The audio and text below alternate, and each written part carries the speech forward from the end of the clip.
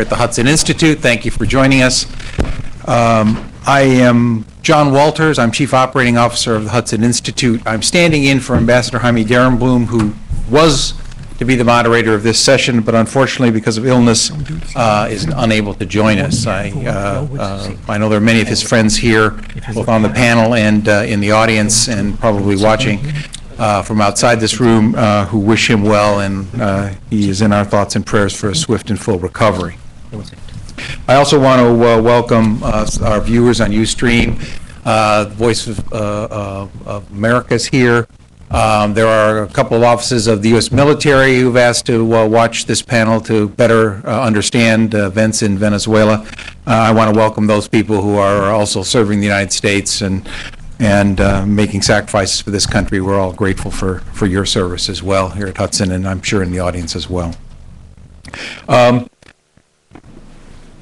As you all know who are here, and many of you are watching, and Venezuela has been and continues to be a very important country, both in relations to the United States and in the Western Hemisphere. And part of that influence is also rendered outside the Western Hemisphere. We're trying to understand what is happening there and trying to make improvements on the situation. Before I came to Hudson, I served in the George W. Bush administration as Director of Drug Control Policy and had a portion of that responsibility directed toward events in Venezuela. At that time, circumstances were expanding drug trade through failure of the Chavez administration to take appropriate action, collusion with narco-terrorists and other global threats, ruining the economy of Venezuela and generally causing a catastrophe for public safety in Venezuela. I understand that since I left office, things have changed. They've gotten worse. So the recent election and the results of it are a puzzle to many people given the record and circumstances, and we're very pleased to have a knowledgeable panel here today to help explain not only those results, but also what's going to happen in the future and what are the prospects and possibilities. I'm going to introduce them briefly. They deserve much fuller introductions, and I'm going to trust you to use the bios that are provided at each place here in the conference center to read those. I'm in the interest of time and not taking away from their presentation. I'm just going to introduce them briefly. I'll introduce them in the order they will speak. They will then come up and make remarks. We'll have a couple of questions afterwards, and then we'll open the floor up for questions from the audience.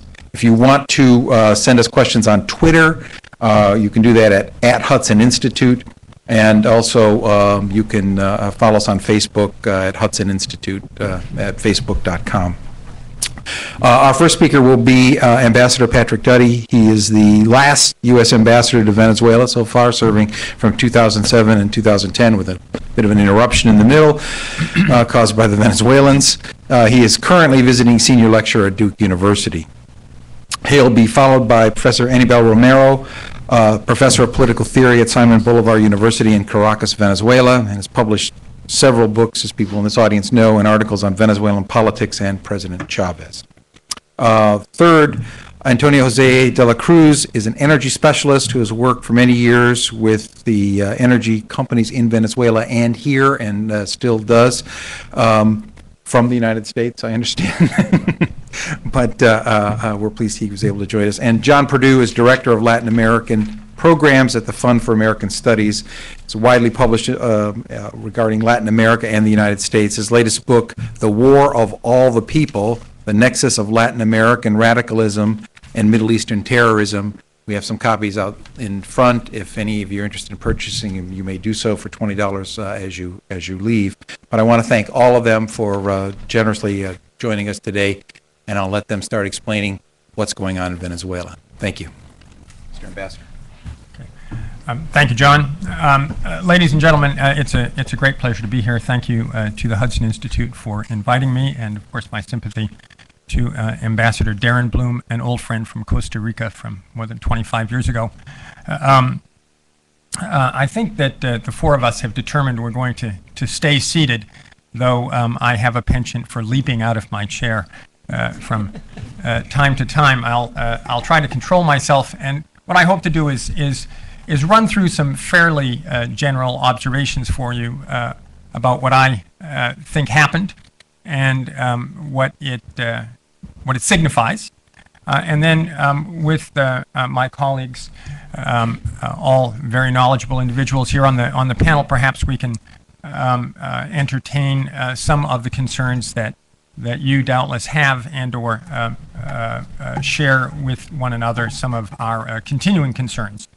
As a number of you may know, I some time ago, about a month and a half ago, authored a contingency memorandum for the Center for Preventive Action of the Council on Foreign Relations, in which I was asked initially to consider what our position ought to be, our posture ought to be, what the U.S. government's posture ought to be in the event that there was a breakdown in law and order and an interruption in democracy. That paper was never intended to consider all outcomes, especially happy endings, but simply to react to the perception that many people had that there was a threat or a danger hanging over the process. I think it's important to recognize, as we sit here today, that notwithstanding other considerations, the election took place.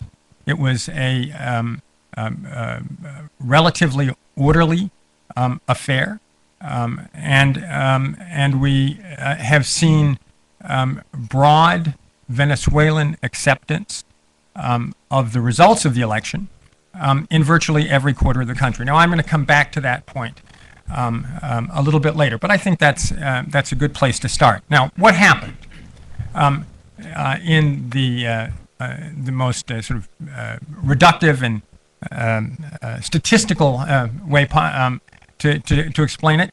President Chavez won approximately 55% of the vote, and Capriles, his opponent, approximately 45% of the vote. The turnout was something on the order of something north of 80% of the eligible electorate. That's an immense turnout. President Chavez received, according to the national electoral authorities, over 8,135,000 or so votes. His challenger, Governor Capriles, received about 6.5 million votes. The campaign was marred in a couple of places by incidents of violence. These were lamentable, but did not manifestly prevent an enormous percentage of all of the elected, the Venezuelan voters who wished to participate in the election to get to the polls. Now, while President Chavez enjoyed nearly unlimited resources, significant media time, and was able to feature many of the government's assistance programs in the course of the campaign, it is also clear from what we have been able to see that Governor Capriles both was able and did successfully mount an extraordinarily broad-based campaign. Now, I emphasize that not to, in any sense, burnish the victory for President Chavez, but because I think that the evidence on the ground really needs to be, in a sense, recalled or kept in mind as we consider other issues. Let me give you just a couple of examples. This was one of the late Capriles rallies. Another.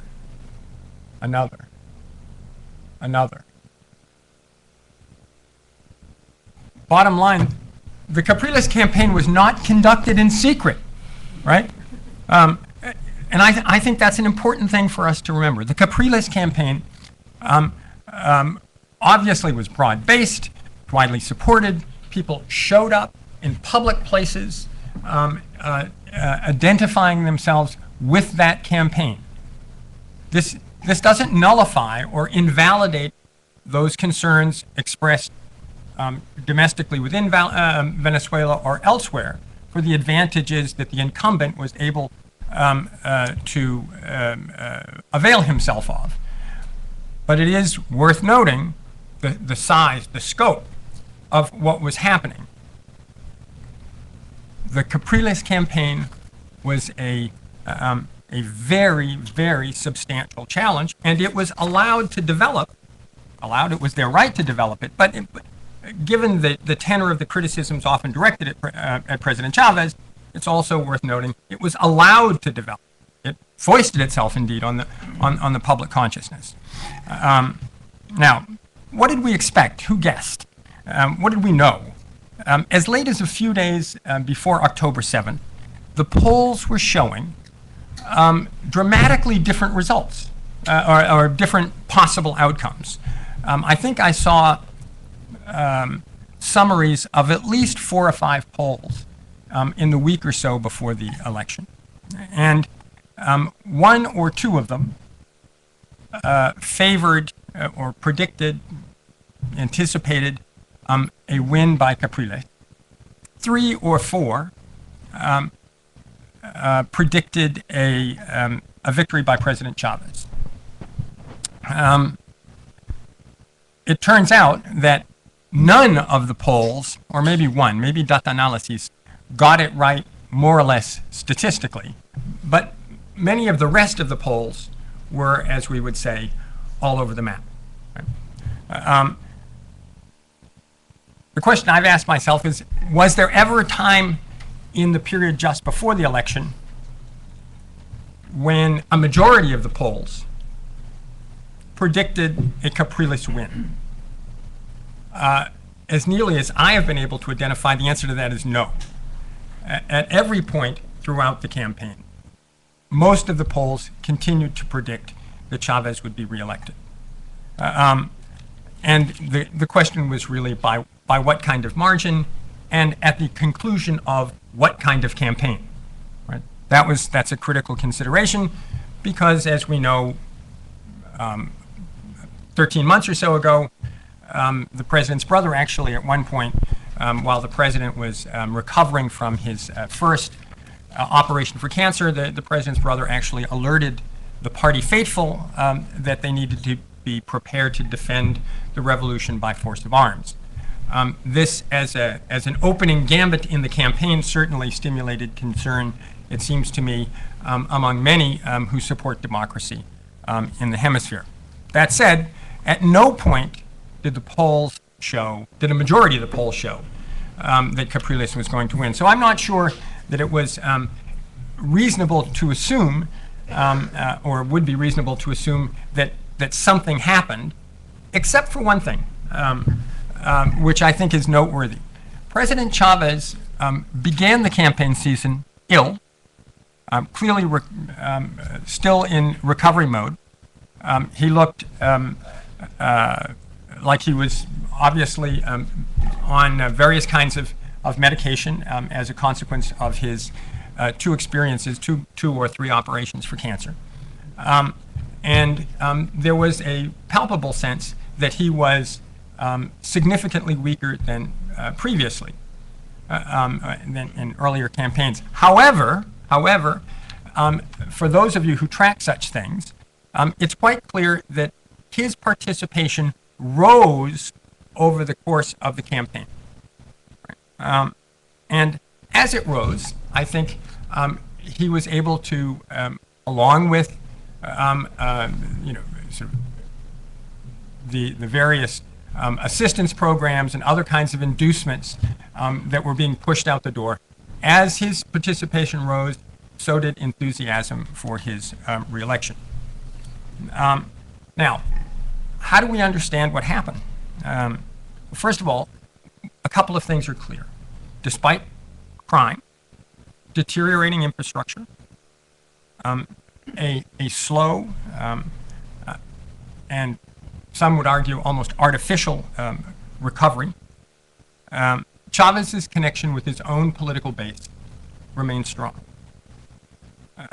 Now, this in no way nullifies the significance of the MUD, that is to say, the Mesa Unitaria Democrática, and its accomplishments, but the voter turnout seemed to me to have been too large for us to account for it entirely by suggesting that this was a function of sort of in the abuse of the powers of the incumbency. There is still a strong Chavista base. Right? The PSUV and the government were very well organized on the election. This is not a surprise, but it's at least worth noting. You don't get an 80% turnout, of course, if the public itself isn't engaged.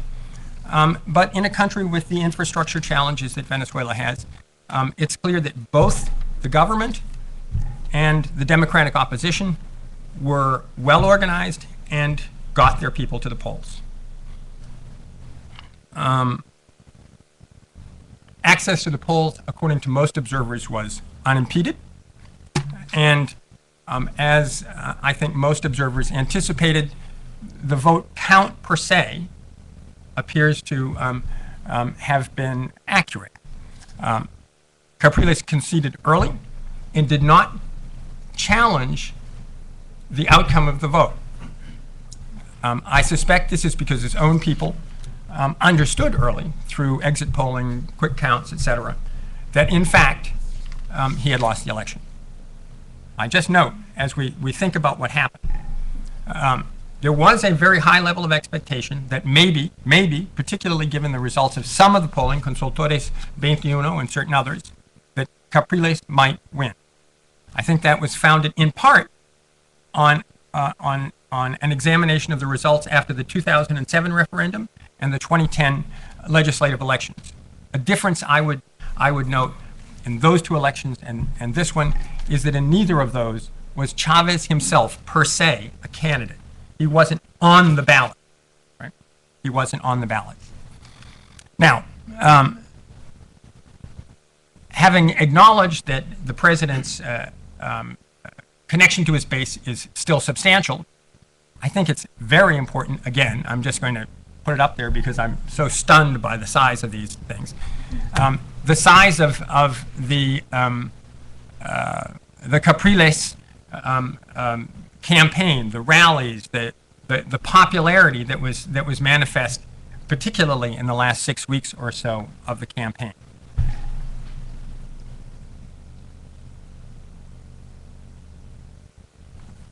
It is not too much, I think, for us to acknowledge that a campaign of this size, with this measure of support, more than 6 million votes, is manifestly evident not just of the participation of the old elites, the traditional parties.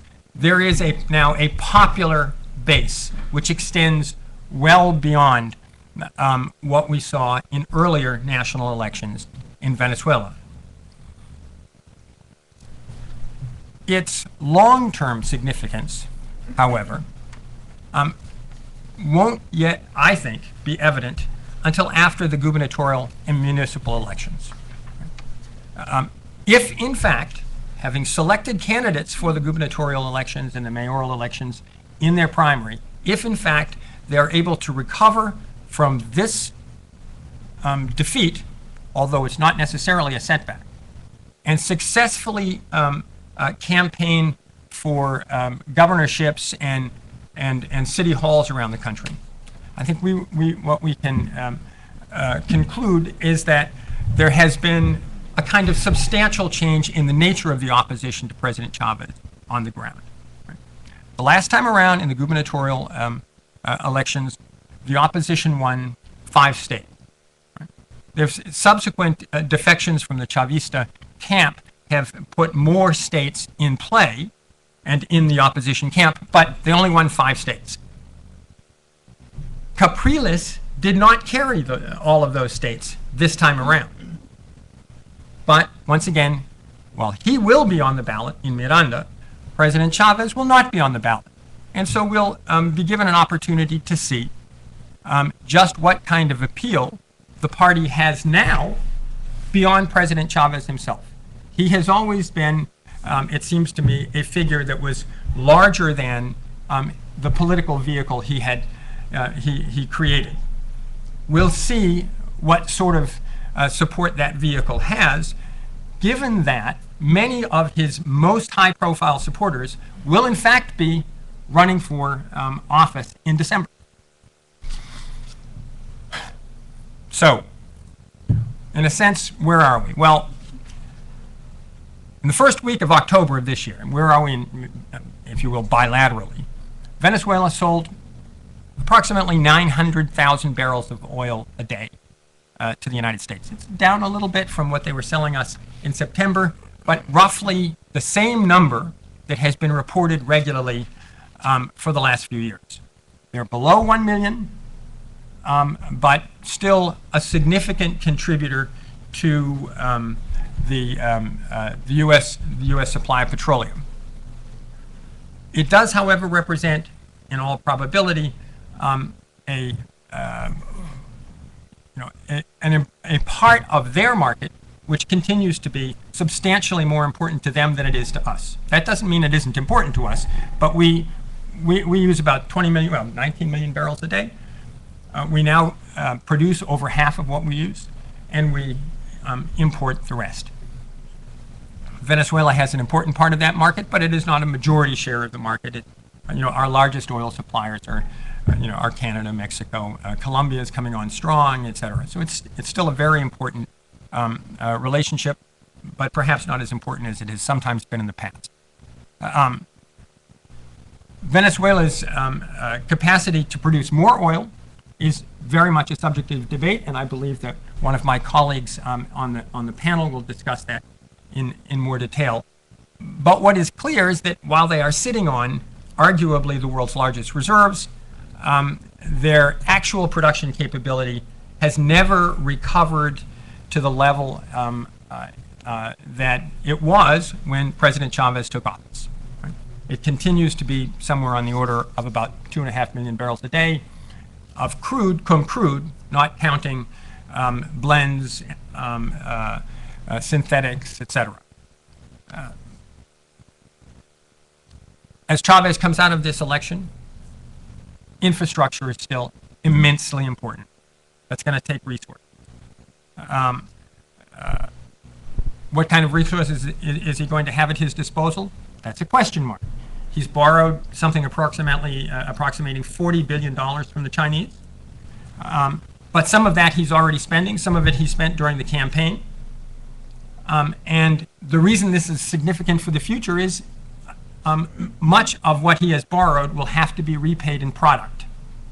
Right? In order for there to be sort of a net gain in liquidity, financial liquidity, production will have to go up.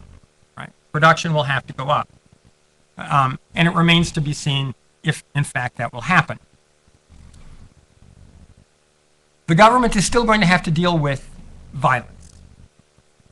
It is a contributing factor to the extraordinarily high levels of anxiety that many Venezuelans feel. Yesterday, one of the major Venezuelan dailies reported that 57 bodies showed up at the Belamonte morgue over the long weekend. So this continues to be a huge problem. In a sense, as I was preparing to speak this morning, I thought to myself, maybe I should say, what's new, what's changed, what's the same, right? Chavez has been reelected. That didn't surprise a lot of people, notwithstanding the hope that had been expressed for a Capriles win. Oil production is about what it was. Crime is about what it was. The government's enthusiasm for some of the countries with which we have the greatest difficulty is as it was. It has not receded. What has changed is that President Chavez has been given another 6-year lease on the presidential palace. And I think that raises some interesting issues for us as a policy matter, and I suspect we will talk about that further today, but to just touch on a couple of things. Obviously, his reelection, following this very public and for many people very exciting opposition challenge, his reelection reassured his ALBA partners, clearly, and I suspect also many of the Petrocaribe partners. I note that it was often commented, sometimes by candidates, some by others, that almost certainly there would have been changes, in particular, to the government's foreign assistance program, largely a matter of discounting oil shipments to partners around the hemisphere. Many people speculated that that would change had Capriles been elected. He wasn't. It probably won't in the near term. But that, of course, remains a challenge for the administration, specifically because in their efforts to both diversify away from the American market and to bring more cash on board immediately for infrastructure projects, presumably, but also for the election, et cetera, a certain amount of the future production is now basically contracted, or obligated to China. Just a couple of other points. UNASUR sent an observation team, or acompañantes. There wasn't an OAS, a CAPEL mission on the ground. I think we ought to consider what that signifies, both in terms of a future role for UNASUR. Is it, in a sense, going to become a real player? But also, what does it signify for the OAS? I think it's a consideration. I was struck by the fact after the election that, unless I missed something, that none of the governments of the hemisphere criticized, challenged the outcome, or even substantially criticized the character of the campaign. There were lots of criticisms here, but not much elsewhere. And post-election, what we heard largely were messages of congratulations. Some only to the Venezuelan people, but many also to the government. As we think about whether the U.S.-Venezuelan bilateral relationship, it seems to me necessary that we think about that relationship in the context of our relations with the whole hemisphere, acknowledging, among ourselves certainly, that in any public way, much of the rest of the hemisphere has declined either to comment on or criticize, and indeed has given evidence that they are comfortable with the outcome of these elections. Now, the Inter-American Press Association has criticized the Venezuelan government for its media policies, et cetera. This doesn't mean criticism goes away, but it does suggest an interesting sort of geopolitical division. We still have interests in Venezuela. Our interest, obviously, in democracy in the hemisphere is long established. But there are also, if you will, much more immediate interests. We have an interest in counter-terrorist cooperation. We have an interest in counter-narcotics cooperation. We still have a very substantial trade relationship. And we have an important energy relationship. President Chavez has been returned to office. He has had cancer, but he appears to have recovered at least sufficiently to campaign successfully. Where we go from here, it seems to me, is an important question, not one we will answer alone, but that relationship is a shared relationship. There is a certain symbiosis, whether we like to acknowledge it or not. And what I would conclude simply by noting that it seems to me what we do now and how we interact with a government which has been returned to power without any criticism of any significance from the rest of the hemisphere is going to be a tough question for our policymakers. So I'll stop there. I hope I didn't go too long. Thank you, Mr. Tuddy. Professor Romero. Thank you, and the Hudson Institute for inviting me. Thank you all for being with us this afternoon. Before I am going to my presentation, I would like to refer to a report which was published in the Venezuelan newspaper El Nacional a few days after the recent elections, according to which President Hugo Chávez got 69% of the vote in the Venezuelan prisons. When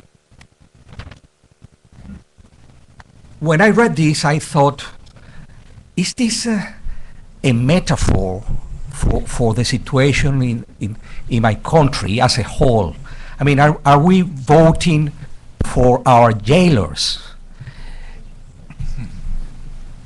It's easy to despair about Venezuela if you are in the country and after 14 years of Chavista rule. I myself have felt that way sometimes, but it is a mistake to despair. It's too early to give up hope. And it is a mistake because there is another side to the story, which speaks of resistance, a young leadership which is intelligent, working hard, and has the best interests of the country at heart. If you think that Capriles wasn't only competing with Chavez, but with the whole power of the Venezuelan state, I think we'll gain a better perspective to understand the significance of the fact that the opposition obtained 45% of the vote.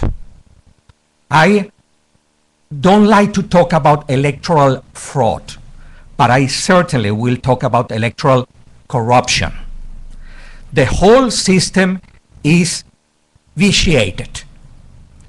And I'm talking about a fourth generation electoral war, technological electoral warfare.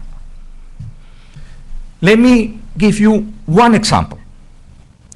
And I'll be happy to give any one of you who is interested in this particular matter, which is important for the future too, the web internet addresses where you can find detailed information about the Venezuelan electoral system and its flaws. But let me mention one example of the problem we face. When you go to a voting center in Venezuela, which is usually a school, secondary school, primary school, and then go into the classroom to vote, you will find representatives from the National Electoral Council, the opposition, and the government. And you will also find two machines.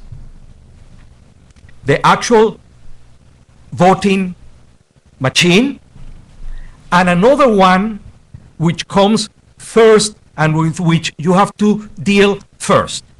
This is a captahuellas, a machine that checks your fingerprint. Only after you have done this on this machine will the voting machine activate. No wonder that 63% of the Venezuelan people think that the government knows who you are voting for.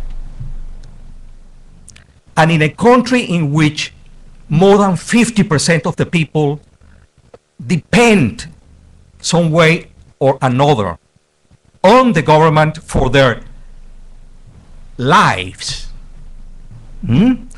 for their economic survival. I would consider this to be a fundamental distortion of the electoral system. Now, why didn't the opposition denounce this? Because they believe there is a dilemma here.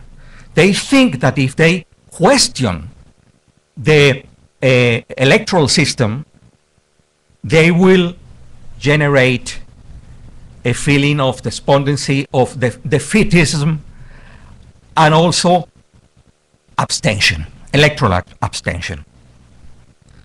Of course, this has a huge significance also for future elections, because in the kind of political system we have, under the kind of regime that we have, I believe it is a valid assessment to argue, it is a valid argument to say that they will let us grow, but they won't let us win. And I'll come back to this point a bit later.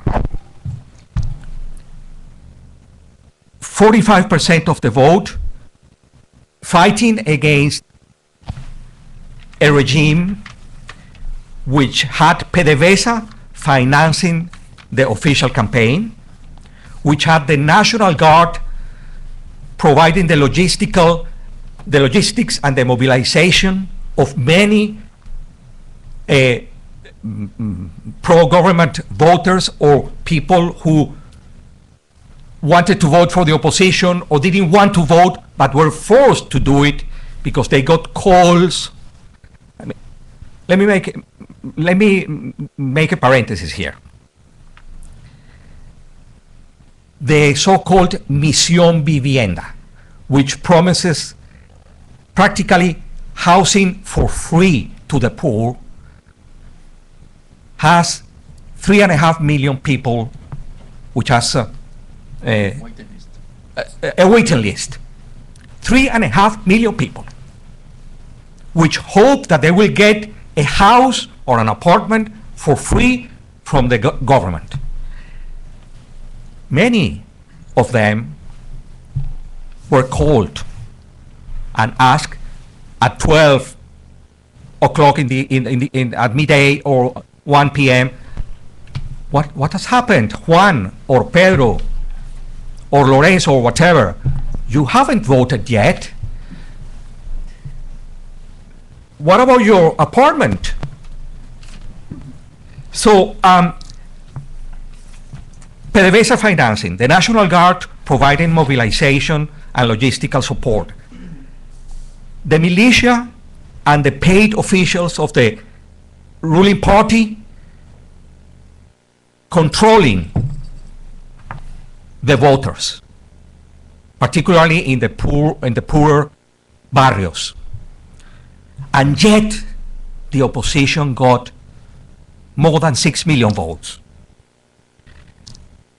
I'm not saying, because I don't know, that in a fair election without this corrupt electoral system, and there are many more instances of electoral corruption, we would have won.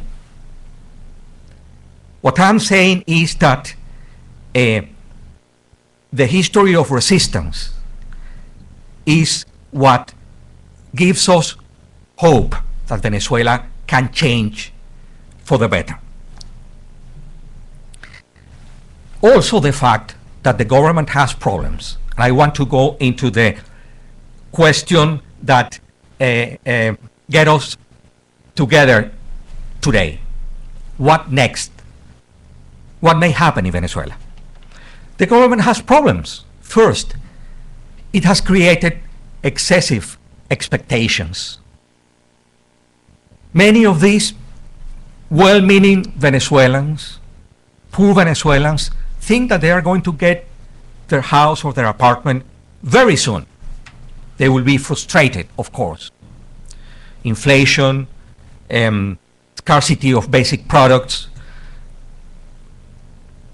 people who know about these things tell us that in 2013, next year, the country will have to go through a macroeconomic adjustment of a significant dimensions.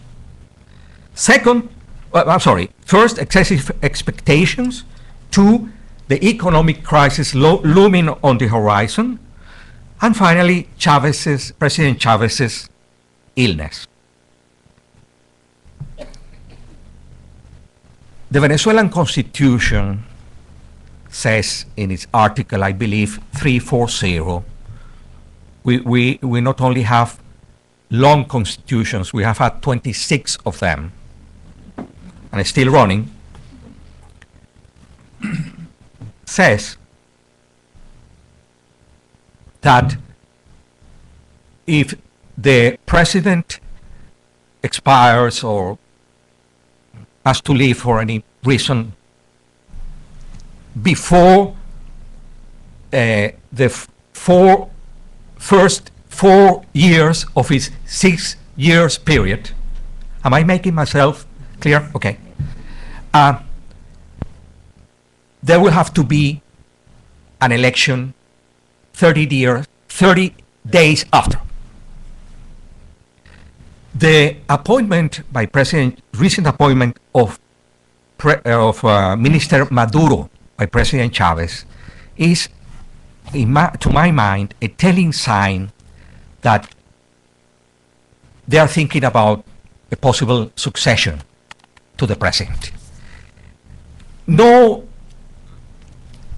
important Chavista will ever tell Mr. Chavez, Mr. President, you have to, make some preparations in the unlikely and undesirable case that, no, nobody will, in his right mind, will do that. But the Cubans will. And I think the Cubans have done this. Maduro is a trusted man in Havana. And I wouldn't be surprised if we had big political changes taking place in Venezuela sooner rather than later, because of the constitutional crisis derived from the president's health condition. It is true, as Ambassador Dory pointed out, that many key aspects of Venezuelan life remain the same. But this may be this may be deceiving us, because among other things, one thing has changed a lot: the situation of the Venezuelan opposition. We now have a leader. We have motivation, because one thing Capriles did, and let me tell you, I didn't like him very much. I voted for somebody else in the primary elections. I voted for Maria Corina Machado, who came almost last. I admire her a lot. I like her a lot. I think she's another one of these new leaders who represent the future for the country. But I have to admit that Capriles grew as a candidate and a politician, that he improved a lot, and that he produced two things we didn't have: emotion and credibility. And that is something to be treasured and cultivated. We have the regional and municipal elections coming soon. What does the opposition need to do? Preserve its unity, protect Capriles' leadership, personal leadership, organize better, and this is my personal view. I am not a member of the inner circles, decision-making circles of the Mesa de Unidad Democrática. This is my personal view, but I think there are quite a few people who think this way. I believe that there is a lot of room for improvement as far as the message is concerned. First, we have to admit, when I say we, I am thinking about non-Chavista Venezuelans, and not all Chavistas are bad Venezuelans. Far from it. I would never say something like that. We have to humbly admit that more research needs to be done concerning the nature of Chavez's connection with the masses, and also concerning the way we can go beyond the idea that the only way to win the support of the poorer Venezuelans is to present the image of a Chavez light.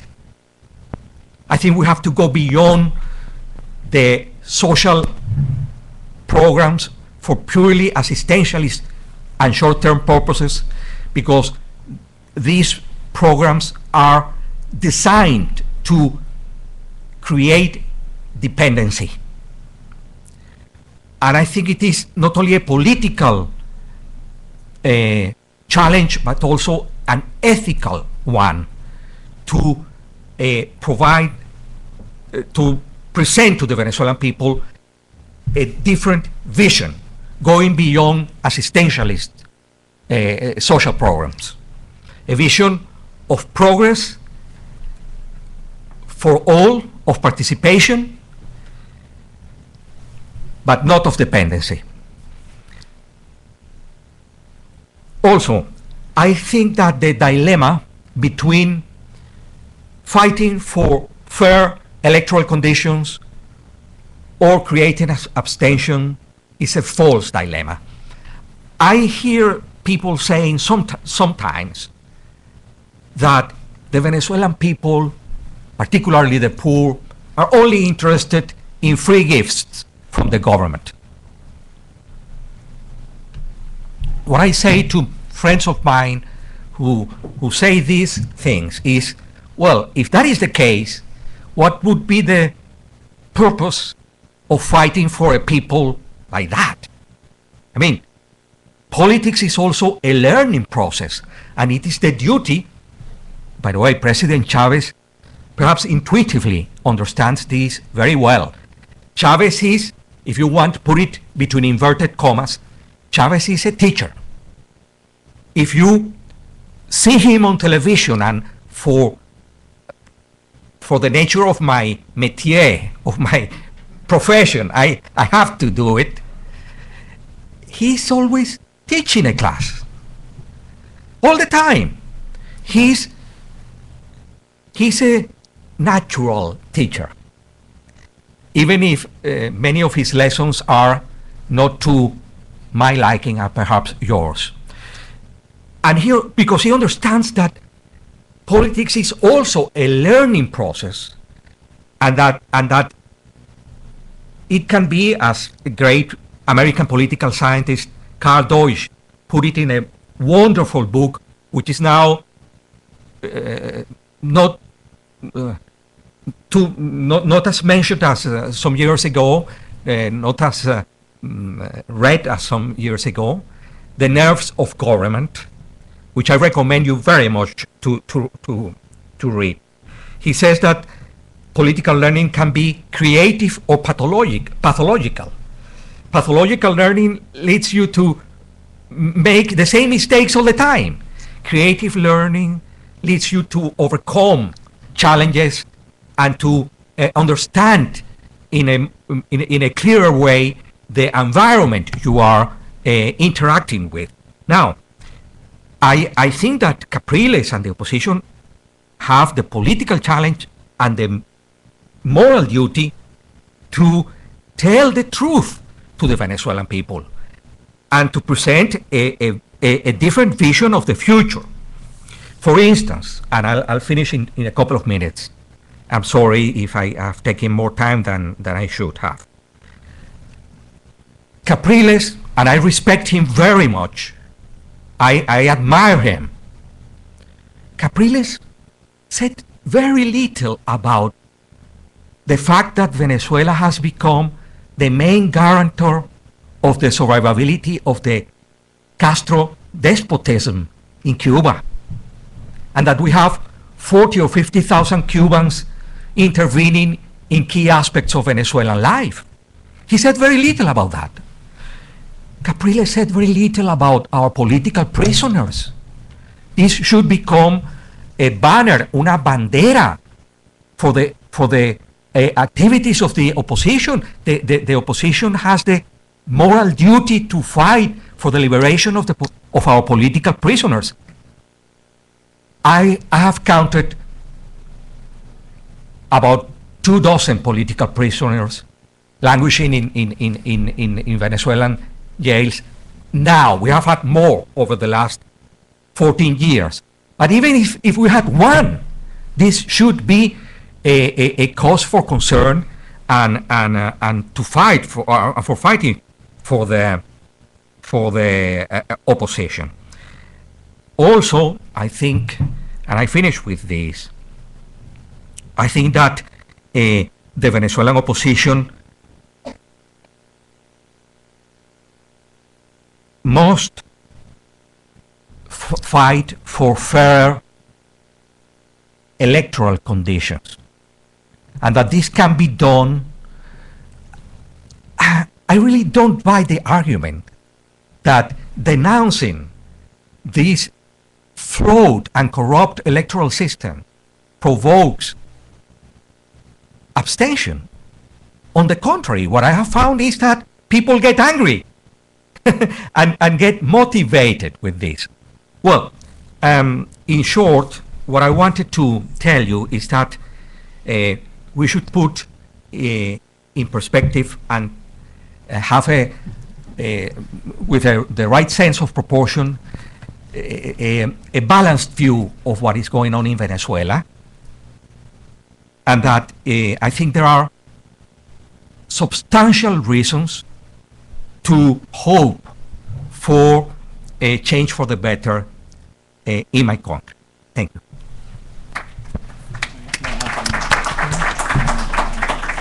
Thank you, Professor Romero. Let me now turn to Mr. De La Cruz. My next. Thank you very much, John, for inviting me to the Thank you for being here. Hudson Institute. Can you hear me? No. You may have to pull a little closer. You shouldn't have to push the button. Hello? Does that work? Hello, works? Yes. Okay. Okay, what I'm going to do today, okay, it's this one. It's not working, this one. All right. Okay, I'm going to give a brief introduction to the economic look. The first is one chart, PDVSA's role in the economy, and we're going to talk a little bit.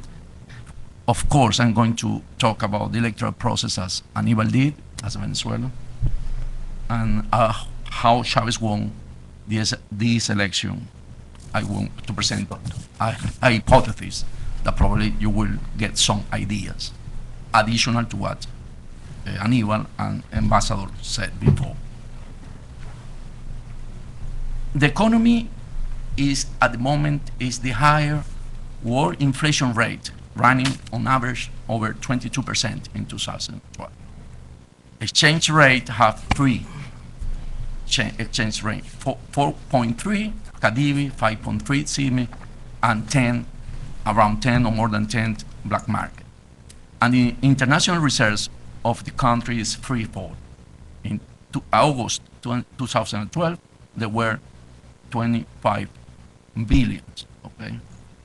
Imports have increased almost fivefold since 2003, failed to alleviate the chronic shortage of supplies, food, medicine, etc. Declining oil production and refineries igniting, and the collapse of the infrastructure. The runaway debt in 2007 was less than 30,000 millions of US dollars, and now exceeds 200,000 billion of US dollars.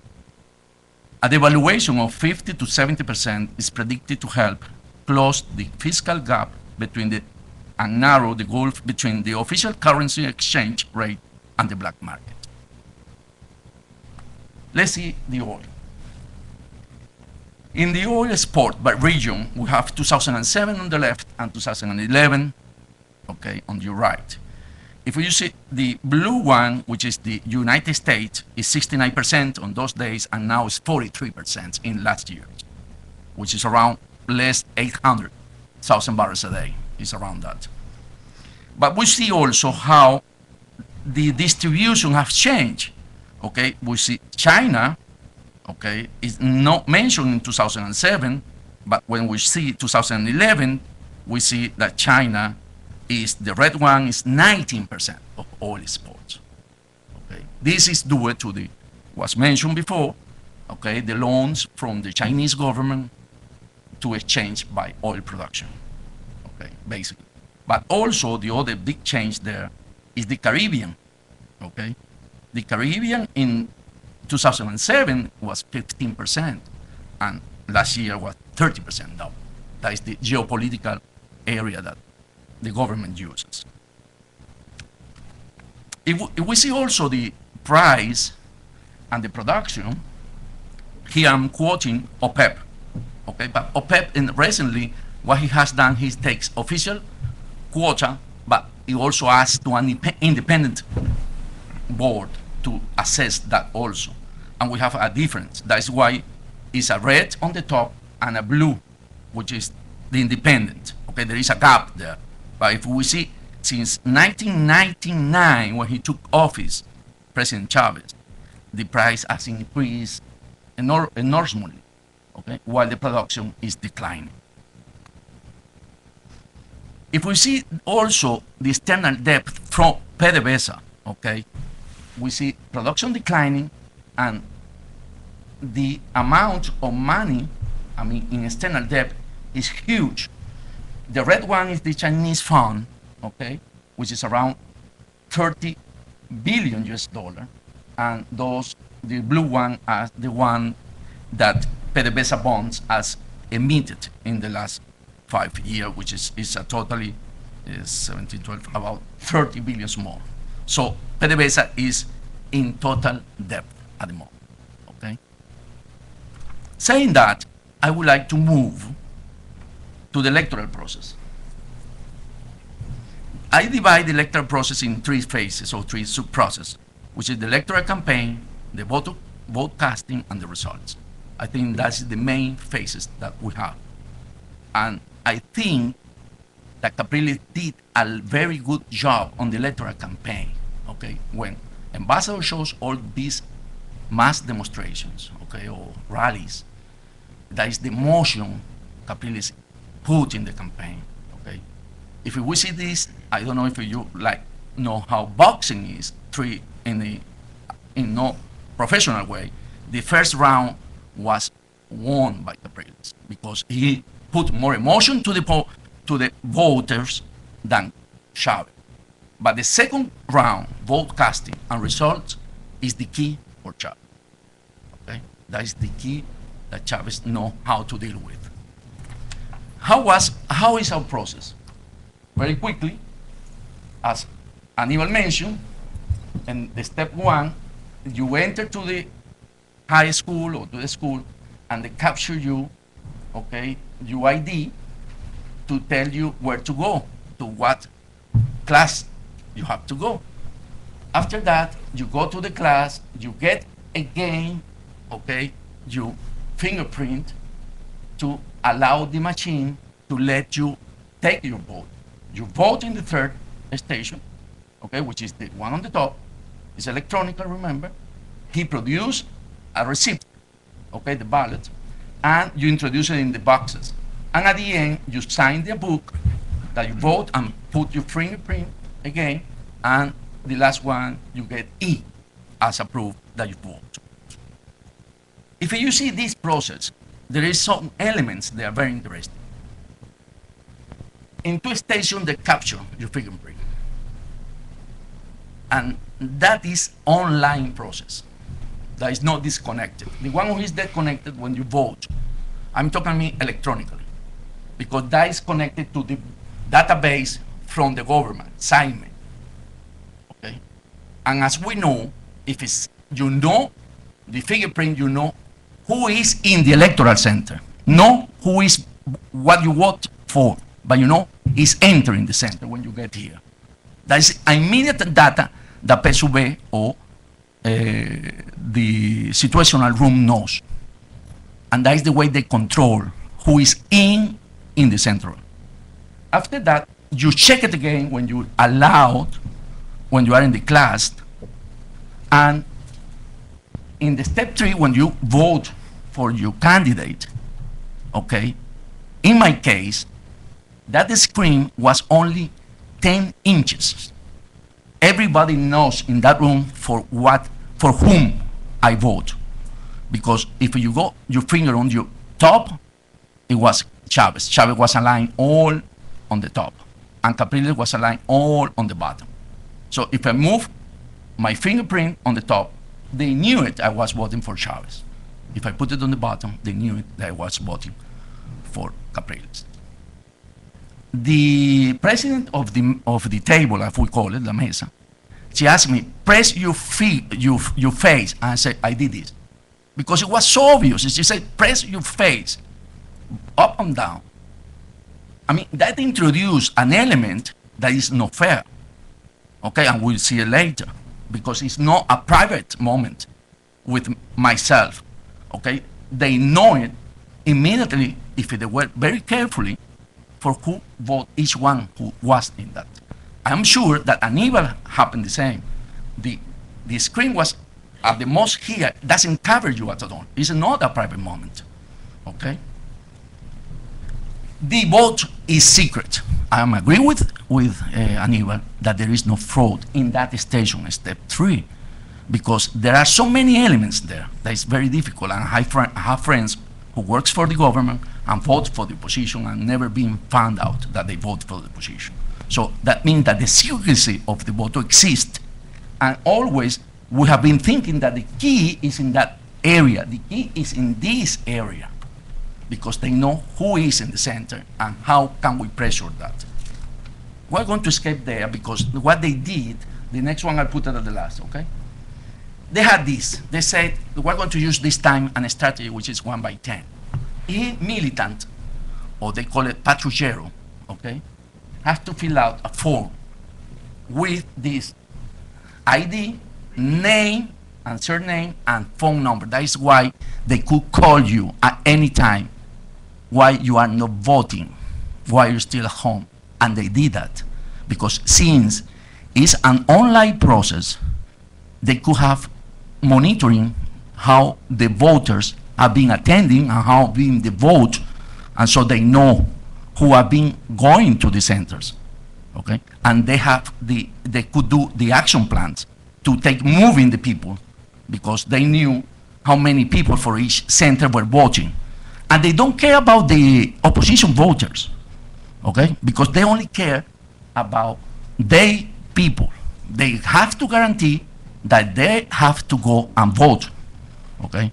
Because it's the one they have. Immediately when you put the fingerprint, they have the ID, because that is a given data, okay? So the key is here. If you see the 1 by 10 by them, this how they got at the end. They talking about these are the militants and how they vote. They got 8,136,964, and they were aiming 9 millions vote. These figures always was mentioned by Chavez when he was giving his speeches. He said, we're going to get 9 million. It's because of that. Because everyone have to have 1 by 10. And if we see it, I presented in this way because these are in the last column, you will see that the real movement of the machinery of the state, okay, Vargas was the most successful. They moved, if you put how many militants they have, okay, they moved 11 for one of each other. Let's see the last one. And this, I think, I divided, remember, the process, the electoral process by 3 steps: electoral campaign, vote casting, and results.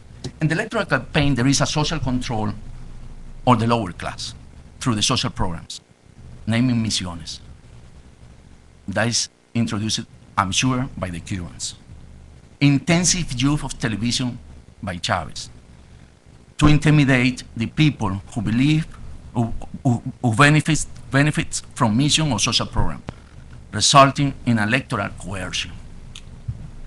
Well-planned distribution of electoral center, giving a course of action on the electoral day. This is, they know by the people who is voting that electoral center doesn't support Chavez is going to be a very slow process to cast your vote to discourage the voter. Okay. In the intensive use of television, okay, Chavez used to talk, if I don't remember, if I recall, something like 100 times more than Capriles. On the voting casting, okay, as I mentioned earlier, online information of voter. When they enter the electoral center, with emphasis on the ones registered on the list 1 by 10. That is one of the key. The mobilization, as Aníbal mentioned, capacity on the election day by the use of all the means that the state has, like van, cars, buses, truck, and those like PDVSA, Guard, National Guard, they use all the means to mobilize those people, okay? And of course, the buying power of some voters. The state buys some voters who are interested in selling their votes. And in the results, there is an strategy there also, which is that CNE, Electoral National Council alignment to announce the winner before all centers are closed. Hence, the opposition representative, once the result is known, feel like they are not needed anymore, and therefore they don't care anymore on the final result. And they left the electoral center. And then what happened that they could handle the data when you don't have a representative, if the center is not closed. Okay. Those are my remarks so far. Thank you very much indeed. Thank you.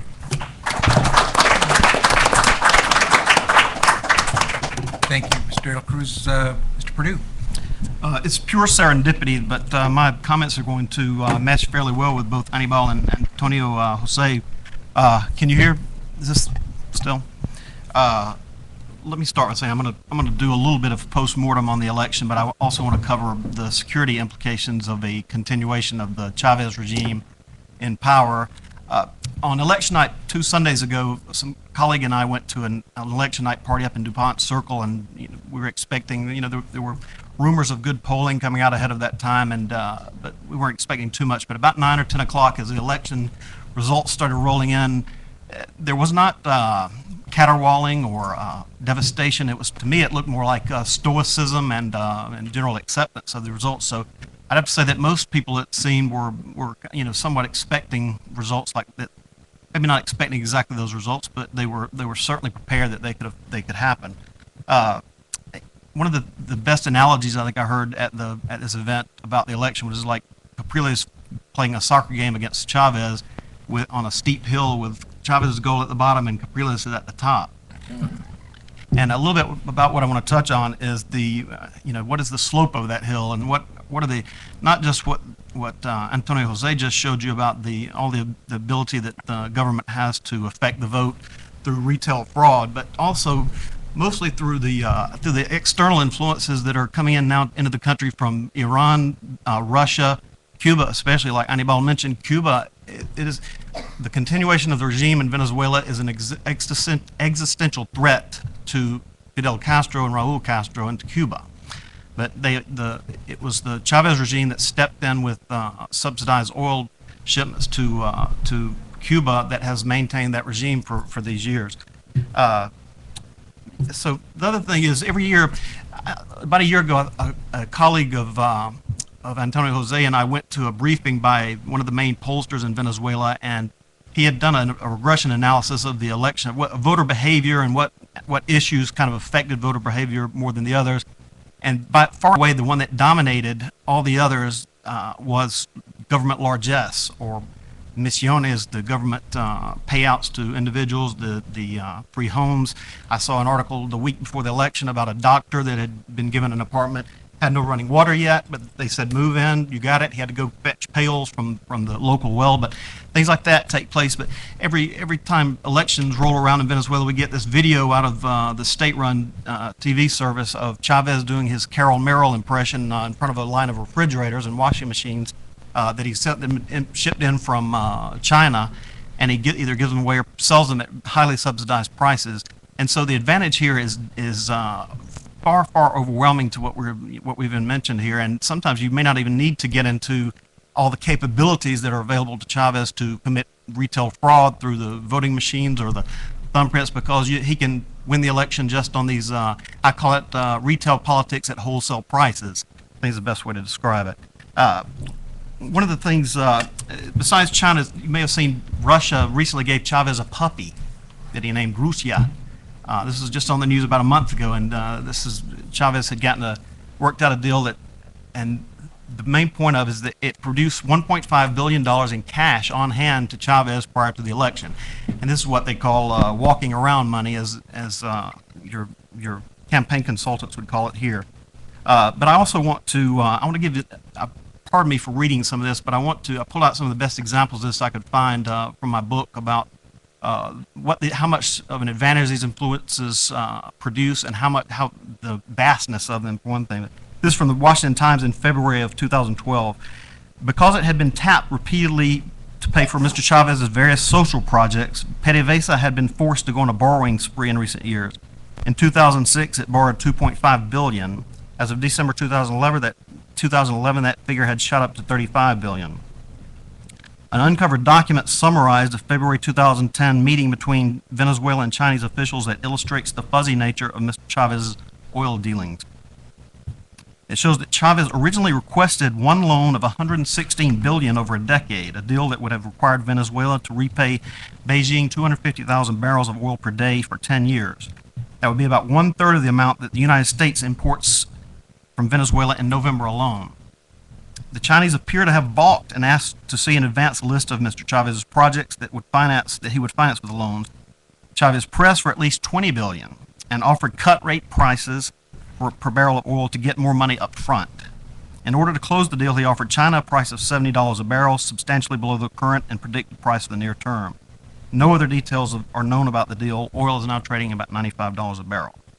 Chinese state banks have lent $75 billion to regional governments, and these are almost 100% to ALBA countries, and nobody's named this before, but the ALBA Alliance are all the Chavista nations, Ecuador, Bolivia, Nicaragua, that are aligned with Bolivarian socialism that Chavez touts. The Inter-American Development Bank, Import-Export Bank, lends less in Latin America than China has done in the last 5 years. Venezuela and Ecuador alone received 61% of that. We mentioned Cuba, the existential threat there. I've heard between 10,000 and 60,000, could be even higher than that, Cuban agents, Cuban operatives that are operating in Venezuela today, and that includes highest levels of the military. We've had a lot of reports come out from Venezuelan military officers that are very, very upset that, it may be, they were trained for years to fight terrorists in the region, and some of these are the people that train those terrorists, and now they're having to take orders from them. And a lot of these are, you hear about sports trainers. The best reports we've gotten are the sports trainers are maybe attached to a military unit, for instance, and their purpose is to inform upon who within that brigade, for instance, is not loyal to Chavez. And they even had there was a document uncovered that even showed what process they were planning to use to either retire early or boot people out of the military that weren't loyal to Chavez.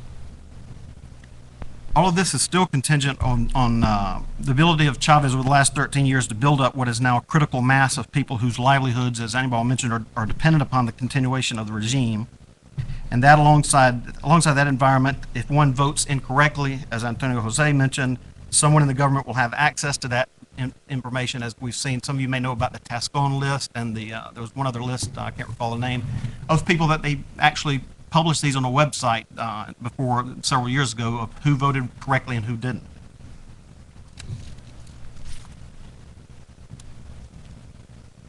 Excuse me. I've seen, let me get from the Wall Street Journal. In 2010, Venezuela accounted for at least 40% of Cuba's overall trade in goods, up from 27% the year before. That figure was more than the trade levels of the next 5 countries combined. Overall, Venezuelan assistance in trade with Cuba accounted for up to 22% of Cuba's annual economic output in 2010. 105,000 cut-rate barrels of oil a day, about half of Cuba's energy needs for petroleum, economists believe, and cash payments for a stream of Cuban doctors, sports trainers, and teachers. Under the arrangement, Venezuela pays the Cuban government $135,000 a year for each doctor it sends over, 27 times the salary of the average Venezuelan doctor. And not only does that Venezuela sell the oil to Cuba, but is believed that to be at sub-market prices.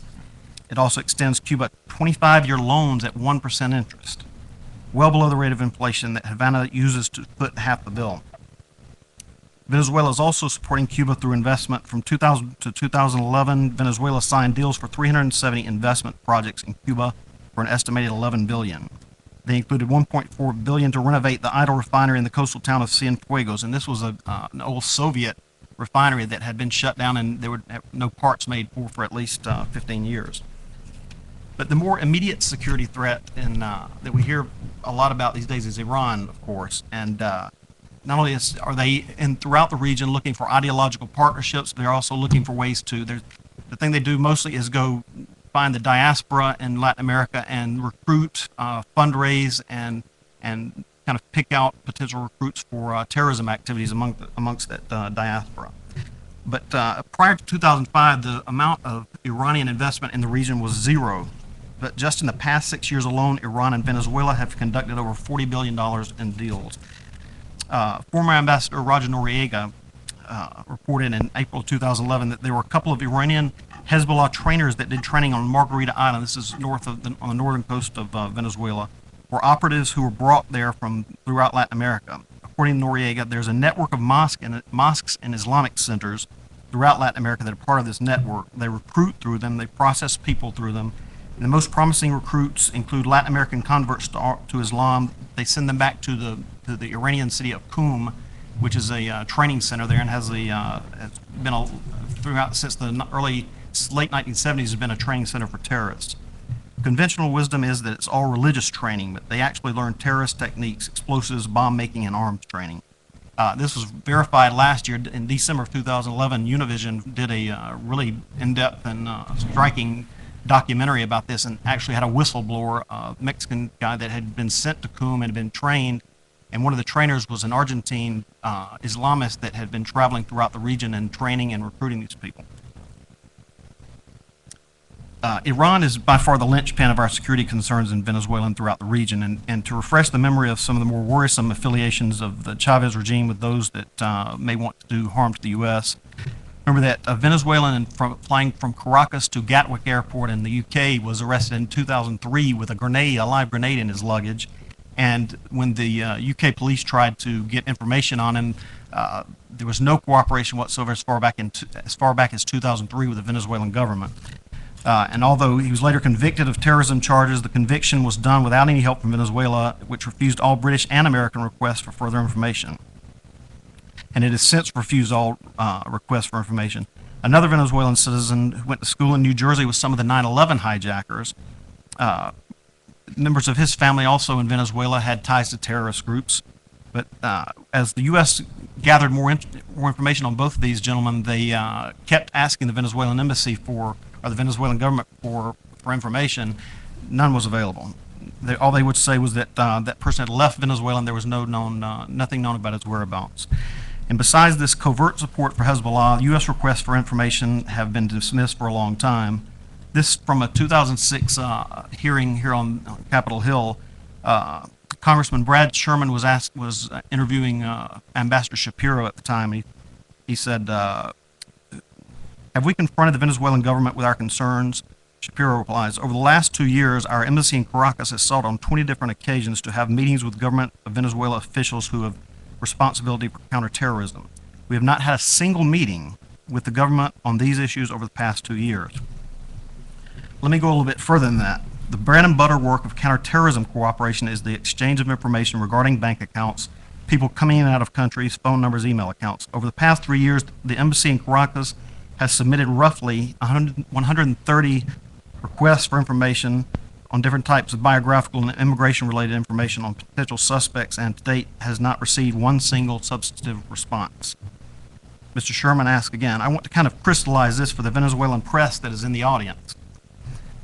What this means is Hezbollah is proud that they have killed Americans. There's a Venezuelan citizen, Mr. Patr, who attended school with the hijackers, and we have asked for cooperation, and in every respect, the response is that the Venezuelan government won't even meet with our people. Let me finish with this.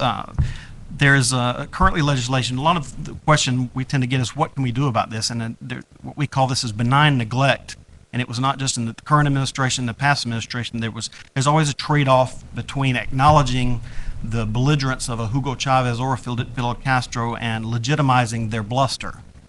So that's understandable. But doing nothing sometimes seems to have only encouraged what's gone on. And there's currently, I want to mention H.R. 3783. It's the first legislation that I've seen come through the Congress here that actually would require some action on this. And it was put by Representative Jeff Duncan from South Carolina. And it's called the Countering Iran in the Western Hemisphere Act. And it passed on September 19th. It passed the House and has been picked up by Senator Rubio in the Senate. And it supposedly got stopped on a editing objection, but then supposedly will go back in the next lame duck session of Congress. The first thing I want to say is that this will require the State Department to at least come up with a plan, at least make an assessment, come up with a plan to counter Iran in the hemisphere, and then actually report to the Congress on what to do about that. Thank you. Thank you, Mr. Purdue. I'd like to begin the question and answer session of the program by asking just the panel a couple of questions, my own, and then I'll turn over to questions for the audience while you're thinking of what you'd like to ask. Let me ask him to address two things that came up in the discussion. First, Ambassador Tuddy and especially mentioned the reaction of the rest of the hemisphere to the election and situation in Venezuela. A number of you referred to the use of oil and other monies to gain support by nations in the hemisphere. Obviously, it's helpful to have a number of allies who help to work on these problems. I'd like to ask, first of all, what do you see as the prospect of getting any allies to speak out and reinforce some of the things that you've talked about as criticisms and needs in policy for Venezuela, and what would you think the United States can do if it to foster that? And I'll start with Ambassador Dunn. I'll take a crack at that, although, you know, those, in many respects, those are the big questions, I think, that we're looking at right now. One implication, it seems to me, of the extensive network of contracts for discounted oil that Venezuela has initiated under the Petrocaribe initiative is that a great many of the voting members of the OAS, an organization that by tradition works on consensus, a great many of those members now have a vested interest in their relationship with Venezuela, and particularly at the current moment. That said, the hemisphere has embraced democracy all the way back in 9/11, the 9/11, when the Inter-American Democratic Charter was signed in Lima, Peru. It seems to me we need to be fully cognizant, on the one hand, of the extraordinary reach of Hugo Chávez's petrodiplomacy, on the one hand, but on the other hand, redouble our efforts to generate support for real democracy within the hemisphere, and that's going to mean engaging in a very intense way in the hemisphere, broadly throughout the hemisphere, cultivating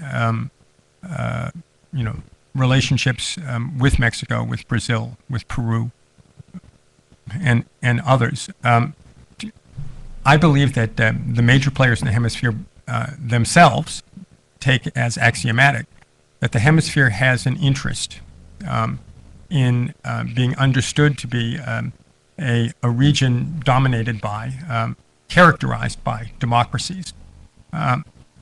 And we need to work with our hemispheric partners in figuring out how we turn that into an environment in which all of us are held to high standards. The reality is that it seems to me that also implies something of what Anibal discussed, and that is a willingness internally, and it's going to be hard, to acknowledge the limitations of the current system in Venezuela by the opposition. I think Anibal was exactly right that there was a kind of catch-22 in the whole process of examining the character of the campaign. Catch-22 is if you effectively diminish and or dismiss the possibility of success because you say the campaign is too profoundly unfair to permit it, you are going to stimulate abstentionism.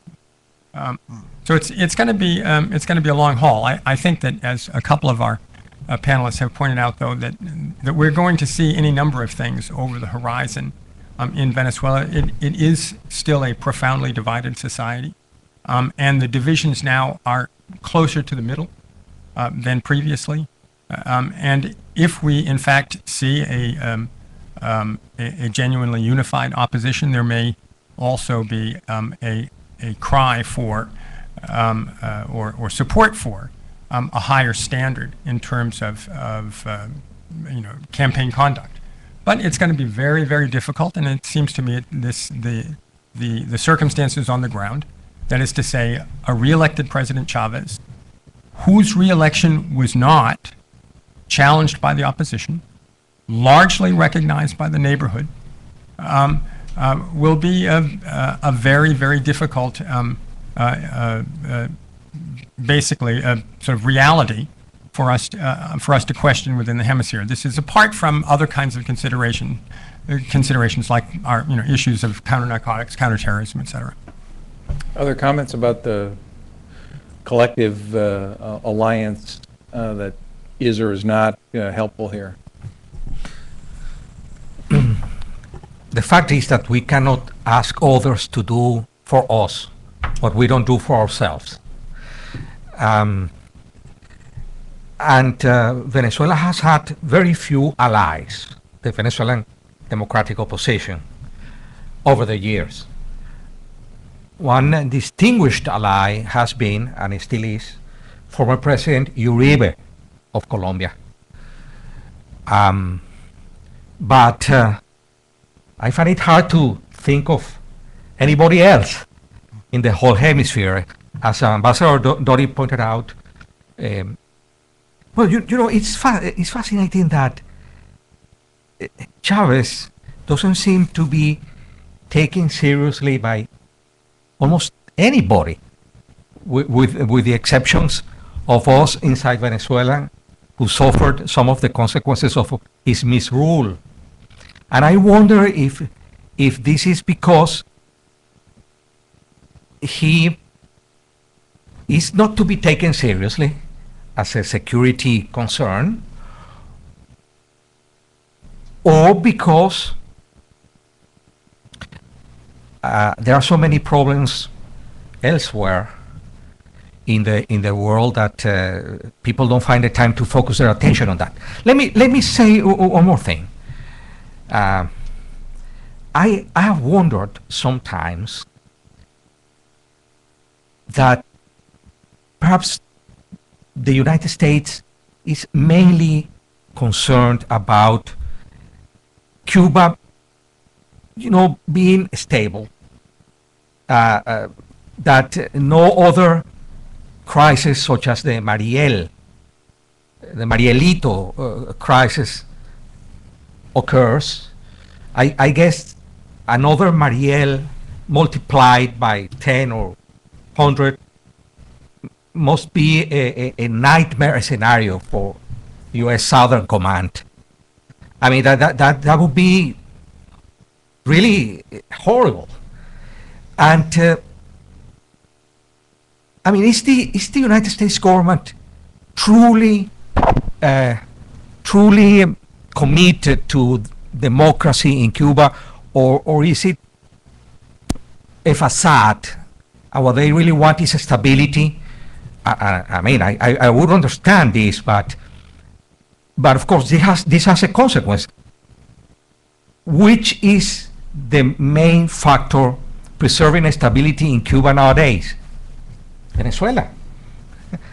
So there is perhaps an interest in the status quo.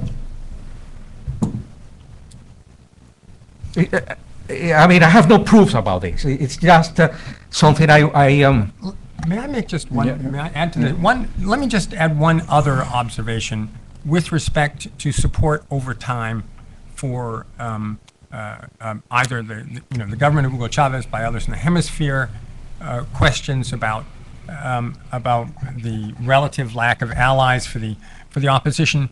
It's worth noting that the opposition has really been evolving and consolidating over time. I'm not sure if you would disagree, but in point of fact, until relatively recently, it has been axiomatic that the opposition was deeply fractured. And during my time in Venezuela, I occasionally talked with both political activists and pollsters, and it was often the case that, notwithstanding other challenges, when I talked to folks, one was always able to verify that there was a more monolithic base loyal to President Chavez, whereas the opposition always had to be analyzed in segments. And so, coming back to your observation that to some degree, Venezuelans can't expect others to do for the opposition what the opposition has not been able to do for itself. The Chavez, Chavez's arrival was a phenomenon, and he did and does resonate with a certain sector of the population. That's one of the things that is borne out by the relatively higher level of success enjoyed by him and his associates when his name is actually on the ballot. He continues to be a figure that eclipses his own party. And that until this election was not really rivaled by any other figure within the opposition, which isn't to say that there weren't significant opposition figures, but none that who loomed as large in the public imagination as President Chavez himself. And I would come back to some of those images of the campaign that I put up there. That's what much of the Hemisphere saw of the recent reality in Venezuela. And not surprisingly, it seems to me, we have not, we hear lots of questioning in other places about political freedoms, about economic policy, etc. But there has not been a surge of objections to the political situation, because it would appear, for much of the Hemisphere at least, that there is now an opposition, but that the opposition was allowed to function.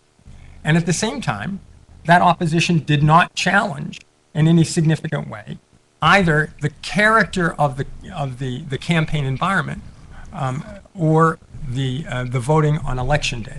Now, did he have extraordinary resources at his disposal? Did he go beyond what most of us would consider anything we've seen in other places? Very possibly, but however you account for it, he appeared to have arrived, for the rest of the Hemisphere at least, at a certain bar of legitimacy sufficient at a minimum to mute any criticism. Well, it seems to me from your comments, it's not only some criticism not by the opposition, but whether you want to argue it's pro or con, also not made very forcefully by the United States, which could have pointed out some of the things that you pointed out and gotten the rest of the Hemisphere to notice and made it a little more difficult for them to ignore it. Because if I understand the thrust of the panel, I'm not an expert on this, partly what you're saying is the linchpin to this continued survival of Cuba is Venezuela. The linchpin to the continued penetration and some danger with terrorists is significantly tied to Venezuela. The linchpin of increasing Chinese influence is Venezuela. And yet, it's fine for us to say the government of the United States' position is to kind of not have tit-for-tat arguments with Chavez, except that when they're a major national security threat, ignoring them makes you look both stupid and is misleading to not only the American people, but to the rest of the hemisphere. It seems to me that's what I take from this. But let me ask one last question. I think that's a perfectly legitimate set of observations. And I'll open it up. Professor, you mentioned being prepared for big political change, by which I presume indication is that Chavez dies of his illness. I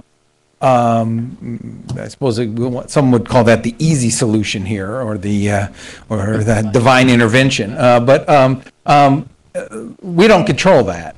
But what could the United States, what could outside allies, what could the internal opposition best do to prepare themselves for a successful transition should Chavez die? And I have some hesitation about kind of betting on this easy solution, but if you want to take it, and I think we have to take it seriously as an option, what's the preparation or the key points of preparation that would be important to kind of keep in mind if you want to capitalize on that opportunity?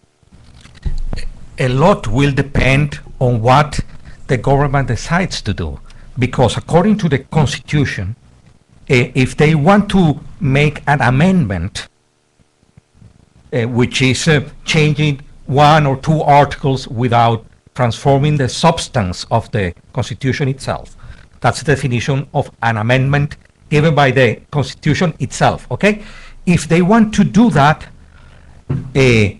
so that Maduro can take charge as soon as Chavez dies without an election, they would still have to go to the people for a referendum to approve the amendment.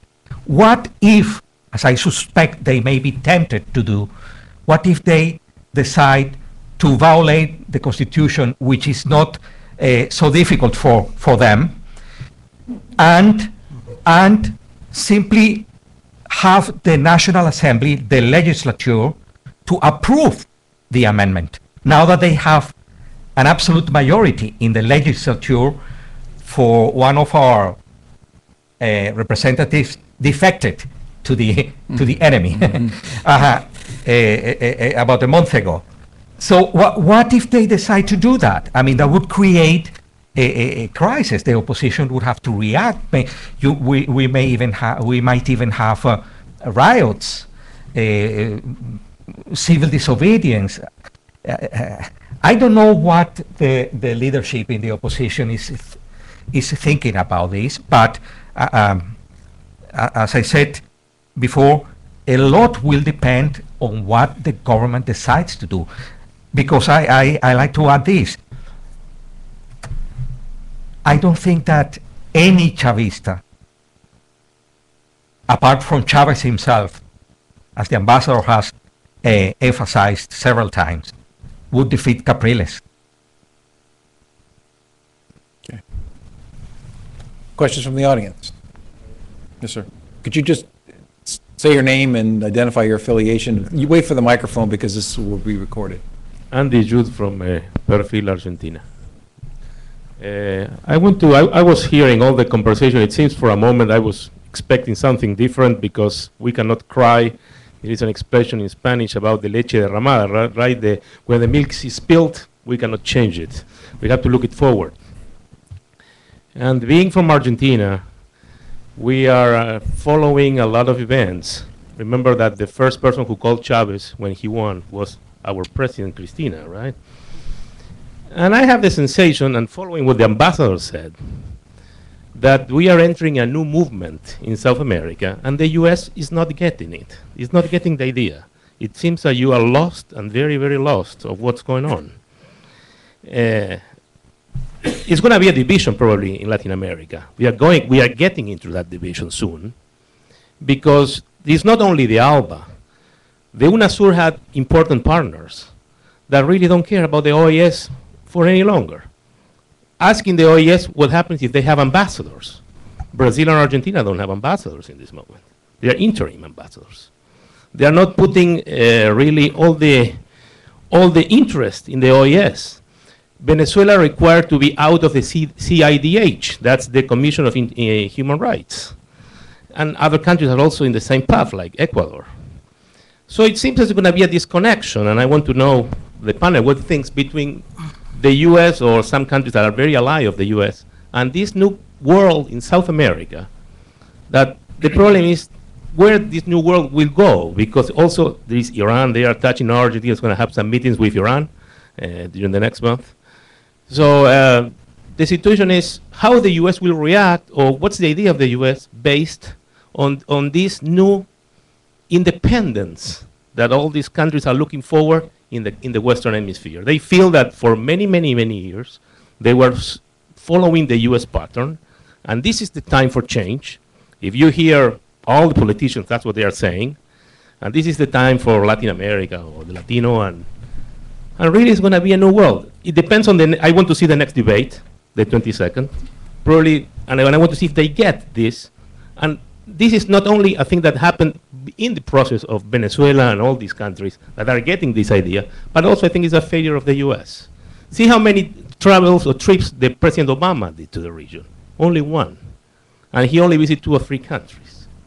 So this is a real problem, and we are not getting the idea. That's my... Let me get some comments from the panel on the change in the trajectory and the American comprehension and handling of this. Well, I wrote an op-ed piece not very long ago in which I emphasized that I thought we needed to move Latin America up toward the top of our foreign policy agenda for a host of reasons.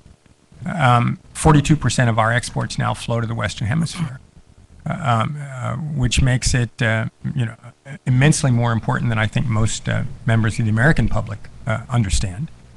At the same time, I think that the diversification of markets and commercial partners around the hemisphere, leaving aside this, the emerging security partnerships between countries like Venezuela and Iran or Belarus and others, just commercially, it seems to me possible to suggest that the United States has become less important to the hemisphere, even as the hemisphere commercially has become more important for the United States.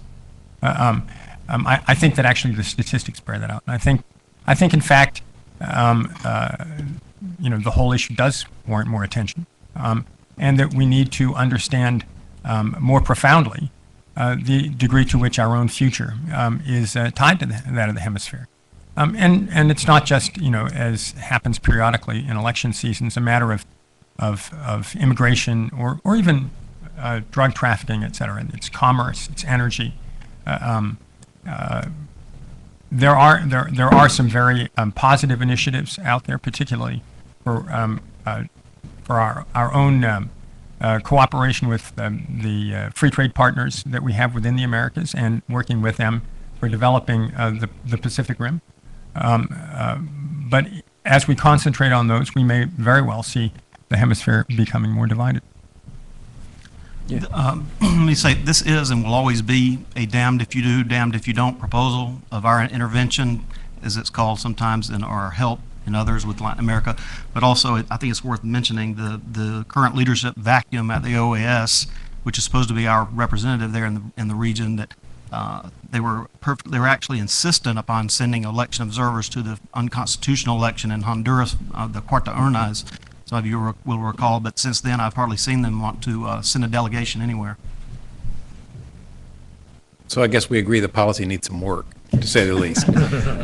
Any other questions? Yes, sir. Wait for the mic.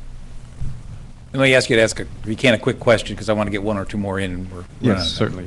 My name is Philip French. I'm with the American Committees on Foreign Relations, former Foreign Service officer, and I'd like to direct a question to my former boss, Ambassador Tuddy. In the piece you wrote for CFR, you referenced earlier today, one of the outcomes you mentioned was if there's a fairly large win by Chavez, that perhaps the United States should relook at the relationship. I think 10% would probably count, certainly would here. So my question then is, would you expand on what relooking at the relationship would be? Thanks. What I'd say very briefly is, I did in fact emphasize that if the election were deemed free and fair, it certainly seems to have been deemed largely free.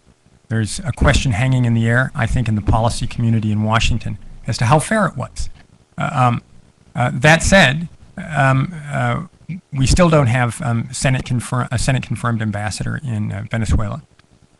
Do I think that we should move quickly to fill that position? I'm not convinced one way or the other, but giving thought to the question of whether the bilateral relationship, recognizing that we have interests, security interests, which are becoming increasingly acute, but also commercial interests, I think is good and sufficient reason for some of our former colleagues, since you and I are both, as is Ray, all retired Foreign Service officers, for some of our former colleagues still engaged in these matters to sit down and say, okay, where do we go?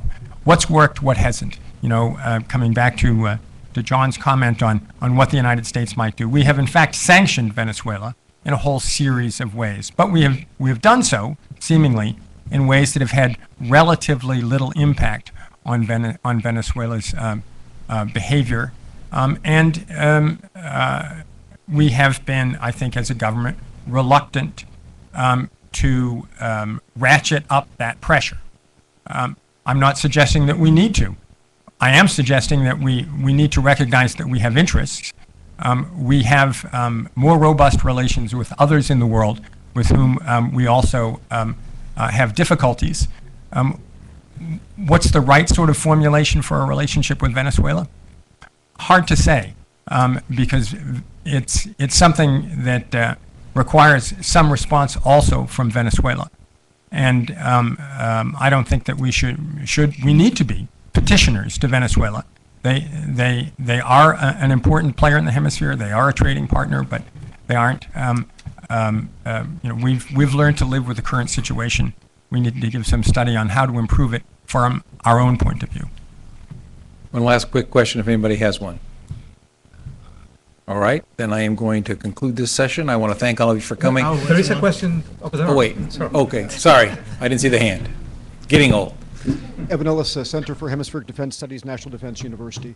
My question, and my apologies, I arrived late, and so you may have already addressed this, but given that the strategy of Capriles was very different than what we saw from Manuel Rosales in the previous presidential election, and given that Rosales was very different than the strategy of boycotting the congressional elections, now that we have this attempt to win by being almost as Chavista as Chavez,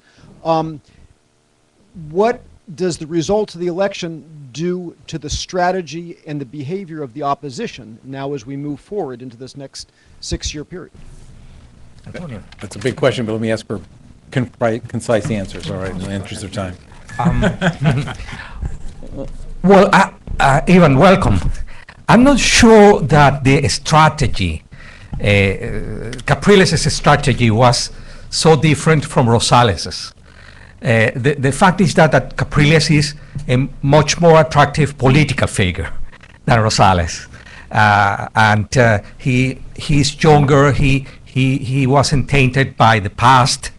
Rosales had been governor of Zulia, and there were shady situations there. He was and is a much better candidate. Now, the second part of your question concerning what next for the opposition. I understand they are making a huge effort to prevent the opposition electorate from becoming demoralized, because after all, a defeat is a defeat. This one hurt a lot because there were many people hoping that this time we were going to win. I understand that they are making a huge organizational effort to make sure that the key governorships that are currently in the hands of the opposition will remain so, and that perhaps we will be able to win one or two extra ones. Now, concerning the elections in April for the municipal council, there is an interesting fact there. The results of the October the 7th elections showed two things. Capriles visited, I think we have 350 municipalities around that number. He visited 300 of them. Perhaps I'm exaggerating a little bit. And the results were not at all up to the expectations, because most of these municipalities belong to the rural part of the country, where dependency on the government is much stronger, and they are not worth the tremendous effort that was put into them. I think they will concentrate both for the region, for the gubernatorial and municipal elections, on the big urban centers, and that I think is the right idea. So hang on for round 2 and 3. On behalf of Ambassador Darren Bloom and the Hudson Institute, I want to thank the Line and Harry Bradley Foundation for their support of this series and this panel. Thank you all for participating, and I want to join me in thanking the panelists for contributing here. I was there for 4 years as a visiting. Yes. Are you in touch with them? Yeah.